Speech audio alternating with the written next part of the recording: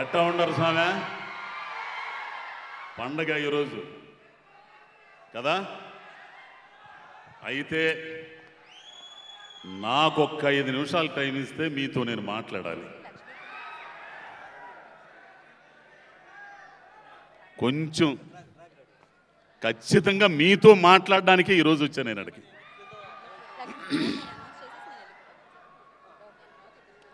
మనిషి పుట్టుక ఒక వరం, 10గురు మెచ్చినప్పుడు అది మనోహరం అంటారు. ఏ కారణం లేకుండా మనిషి ఈ భూమి మీదకి రాడు. నువ్వైనా నేనైనా ఆయనైనా. అయితే వచ్చిన పనిని గుర్తించి ఎందుకు పంపించాడో ఆ కార్యాన్ని ఫుల్ఫిల్ చేయగలిగినోడే అత్యుత్తమ శిఖరం మీద ఉంటాడు.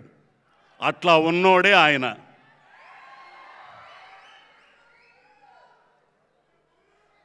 అయితే ఆయన మామూలు మనిషిగానే వచ్చాడు. ఎవరో తెలుసా? నటరాజ స్వరూపం అది, నటరాజ అంశ. ఆయన ఆంజనేయ భక్తుడైన ఆంజనేయుడు కూడా శివుడే. మానవ రూపంలో వచ్చినప్పుడు మానవుడు పడాల్సిన కష్టాలన్నీ పడ్డాడు. ఒక్కసారి రివైండ్ చేసుకుంటే ఈ రోజున మెగాస్టార్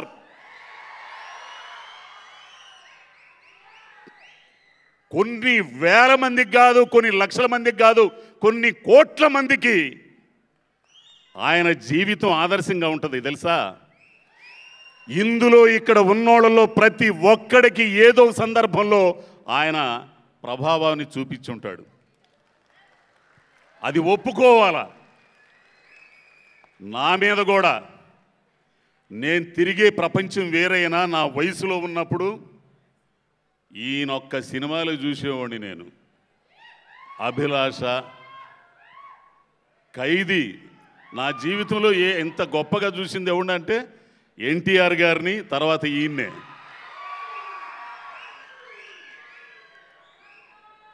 అయితే ఆయన ఈ స్థాయికి రావడానికి ఆయన ప్రయాణం ఉందే, దాన్ని గుర్తు చేసుకోవాలి మనం. ఎన్ని ఆవేదనల రాత్రులు, ఇన్ని క్షోభ కలిగించే సంఘటనలు, ఎన్నని చెప్పాలి. ఎత్తులు పల్లాలు కష్టాలు ఎన్ని దాటుకుంటా ఒక్క రోజులో రాలా ఆయనకి సక్సెస్. ఇన్ని కోట్ల మంది అభిమానుల్ని సంపాదించుకొని ఆ శక్తి ఒక్క రోజులో రాలా.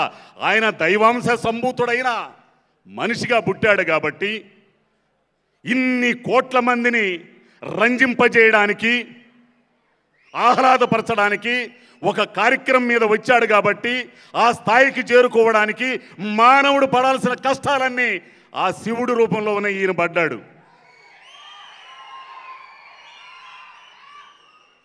ఈ రోజున ఈయన కంటే డబ్బున్నోళ్ళు ఉండొచ్చుగాక, కోటీశ్వరులు ఉండొచ్చుగాక, కానీ ఇన్ని కోట్ల మంది మనసుల్లో గూడు కట్టుకున్నోడు ఎవడన్నా ఉండాడా?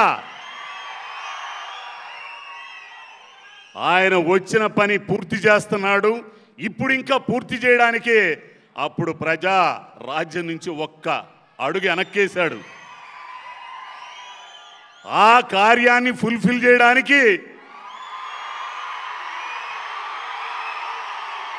అక్కడ ఉన్నాడు.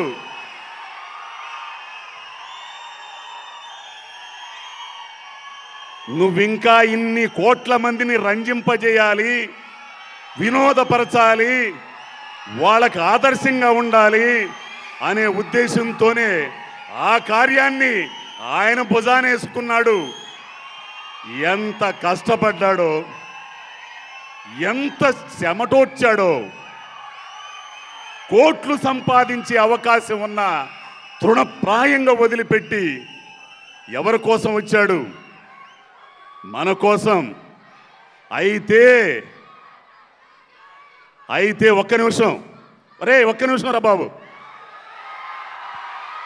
ఒక్క నిమిషం.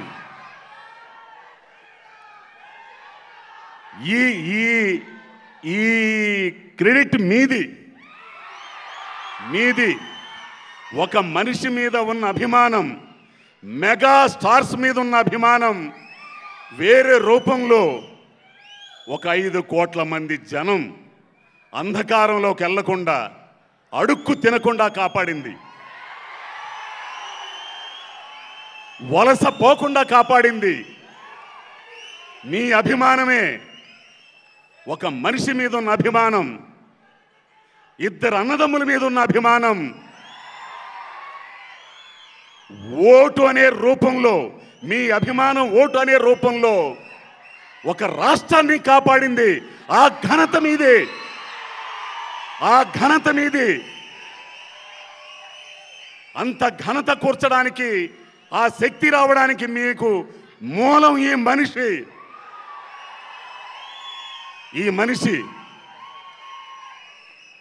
చేరుకోవలసిన స్థాయిని చేరుకున్న తర్వాత తనని ఈ స్థాయిలో పెట్టిన జనం కోసం ఎన్ని కార్యక్రమాలు చేస్తున్నాడో నేను చెప్పాల్సిన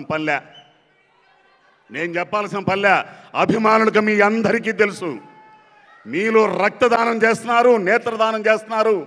ఇండస్ట్రీకి వచ్చేసరికి కరోనా టైంలో ఎవడు చేయని సాహసం ఆయన చేశాడు. కార్మికులకి ఎంత సాయం చేశాడు. ఇయే కాదు, ఎన్నో రకాలుగా ఆయన ఎందుకు వచ్చాడో ఈ భూమి మీదకి ఆ కార్యాన్ని నిర్వర్తిస్తున్నాడు. అయితే ఇప్పుడు మీతో నేను మాట్లాడాలనుకున్నది ఒకటి. ఒక మనిషి జీవితాన్ని మనం ఖచ్చితంగా ఆదర్శంగా తీసుకోవాలి. ఆయన అభిమానులు అంటే మనం కూడా ఈ భూమి మీదకి ఎందుకు వచ్చామో గుర్తించి ఆ కార్యాన్ని ఫుల్ఫిల్ చేయడానికి మీరందరూ సిద్ధంగా ఉండాలి. మీ జీవితాల్లో కూడా ఆయనంత స్థాయికి చేరుకోలేకపోయినా ఒక స్థాయికి చేరుకోవాలి. తల్లిదండ్రులు గర్వపడాలి, సమాజం గర్వించాలి, సమాజం పురోభివృద్ధి కావాలి, దేశం పురోభివృద్ధి కావాలి. అప్పుడే ఆయన మీద ఉన్న అభిమానానికి సరైన నిర్వచనం. అదే ఆయన కోరుకునేది. ఆయన కలలగంటుంది కూడా అదే.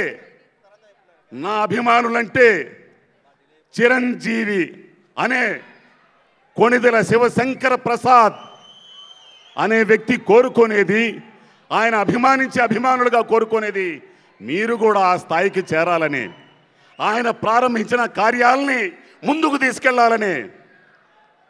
కాబట్టి ఈ సందర్భంగా గౌరవనీయులైన చిరంజీవి గారికి, ఆ శివుడికి, శివస్వరూపానికి పుట్టినరోజు శుభాకాంక్షలు. మీ అందరికి కూడా శుభాకాంక్షలు. నేను ముందు చెప్పినట్టు ఆయుష్మాన్ భవ, నిండు నూరేళ్ళు ఆరోగ్యంగా ఉంటూ ఇంకా మీరు చేయాల్సిన కార్యాలన్నింటినీ కూడా ముందుకు తీసుకెళ్లే భాగంలో అభిమానులుగా, నేను ఒక అభిమానిగా నేను ముందుంటాను, మీరు ముందుంటారు, అందరూ ముందుండి నడిపిద్దాం. ధన్యవాదాలు అందరికీ.